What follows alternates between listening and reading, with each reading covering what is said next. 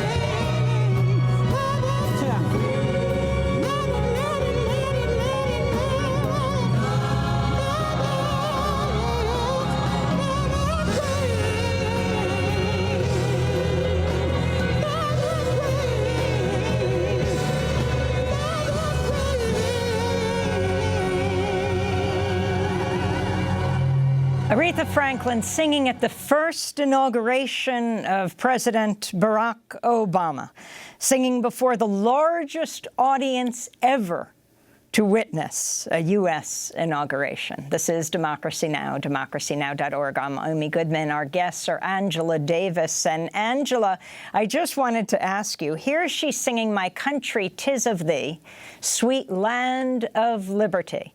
This is the same woman who decades before was saying she would post bail for you. Post bail for you as a Black woman who must be stood up for. Sweet Land of Liberty, your thoughts? Well, of course, Aretha's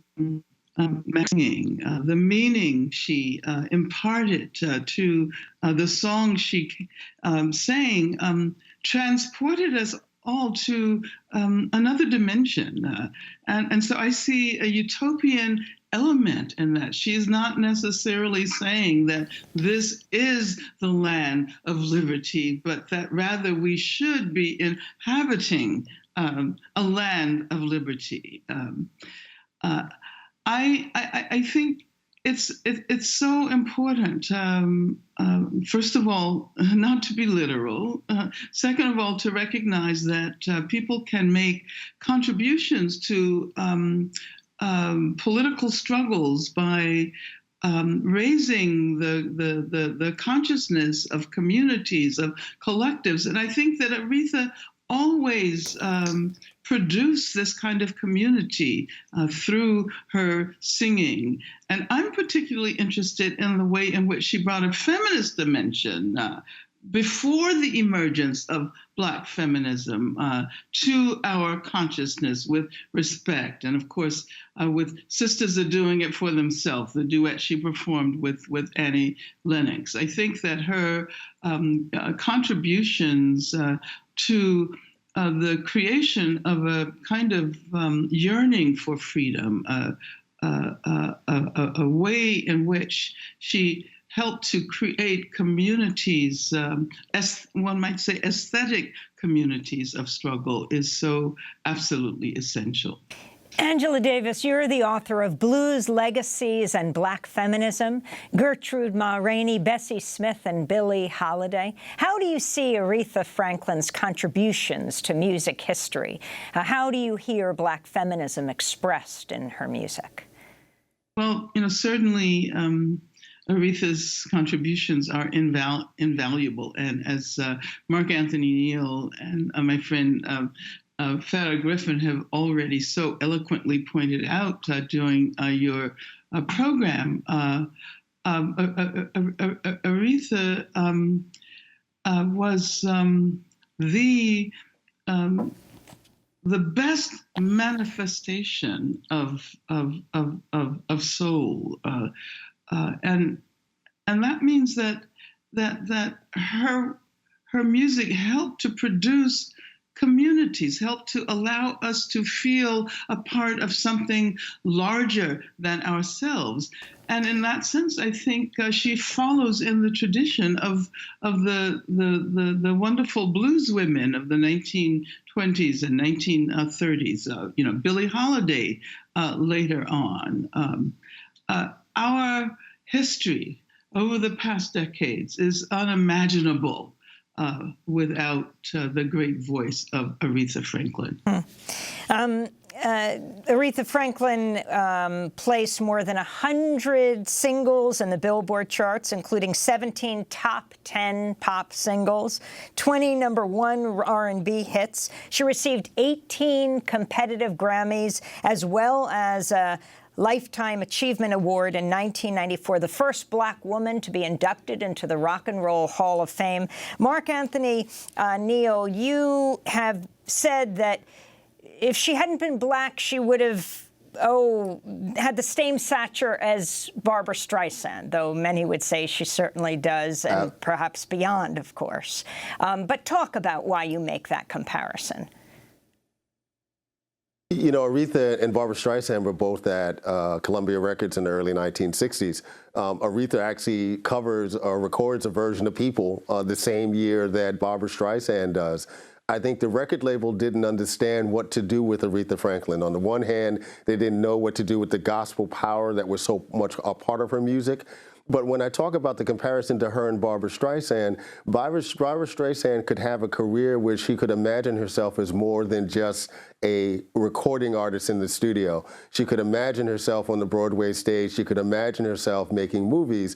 Aretha Franklin did not have those kinds of opportunities open to her because, in fact, she was a Black woman in the recording industry at that period of time.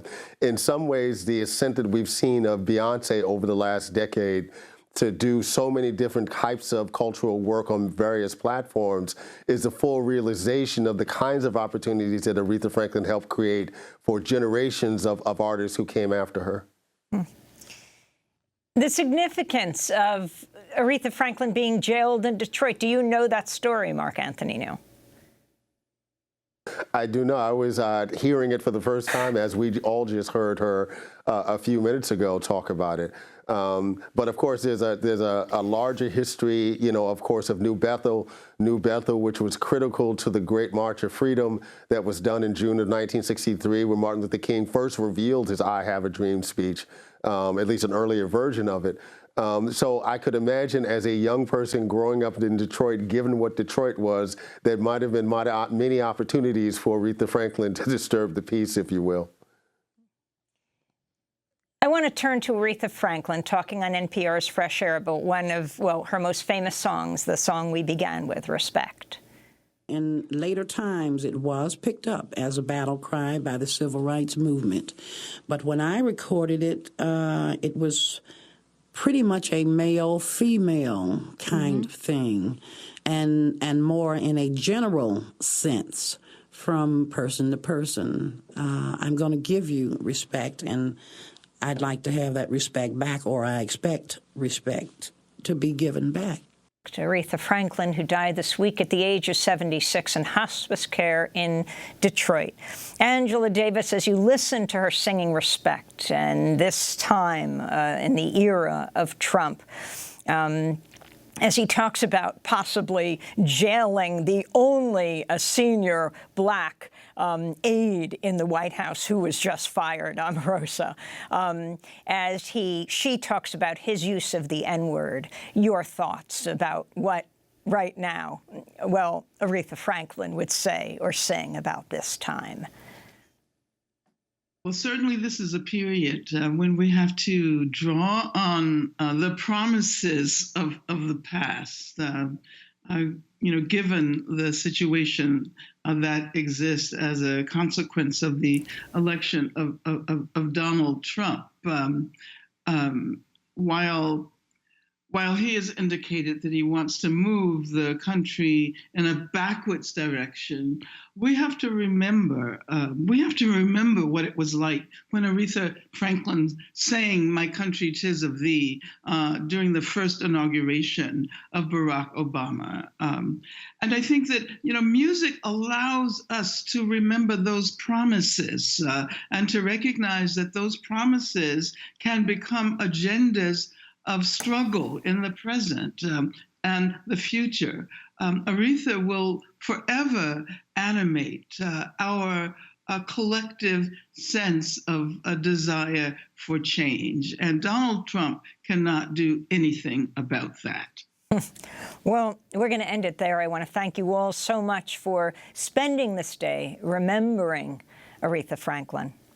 Angela Davis, author, professor, and activist at University of California, Santa Cruz.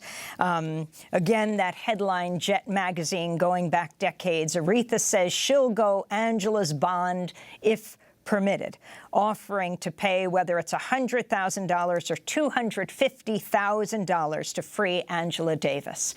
Farah Jasmine Griffin, professor of English and Comparative Literature and African American Studies at Columbia University. Among her books, If You Can't Be Free, Be a Mystery, In Search of Billie Holiday. And Mark Anthony Neal, Duke University professor, author of many books. And that does it for our show as we go out with respect.